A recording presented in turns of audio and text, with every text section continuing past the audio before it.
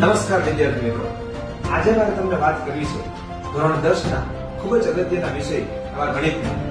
દરેક વિદ્યાર્થીએ કાં તો બેઝિક ગણિત રાખ્યું હશે અથવા તો સ્ટાન્ડર્ડ ગણિત રાખ્યું હશે, કોઈ પણ ગણિત રાખ્યું હોય, પરંતુ એમાં વિદ્યાર્થીને ક્યાંક ને ક્યાંક થોડાક અંશે એવું જોવા મળ્યું છે કે તકલીફ પડતી હોય છે.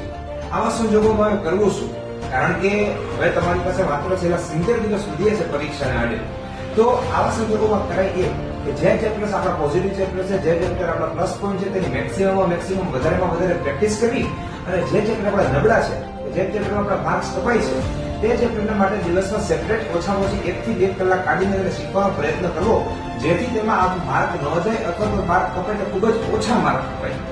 ગણિત એક એવો વિષય છે જે તમે વાંચીને નહીં, પરંતુ તમે જેમ જેમ પ્રેક્ટિસ કરશો તેમ તેમ તમને વધારે આવડતો થશે. અને ખાસ એક વાત તમને કહેવાની કે જ્યારે તમે ગણિતનું પેપર આપતા હો ત્યારે તમે ટાઈમ મેનેજમેન્ટનું ખાસ જોવાનું રહેશે. આમ તો બધા વિષયમાં ટાઈમ મેનેજમેન્ટ કરવાનું છે, પરંતુ તમારે અહીંયા ગણિતના વિષયમાં ઘણી વાર એવું બનતું હોય છે કે વિદ્યાર્થીઓને ટાઈમ ખૂબ જ ખૂટે છે.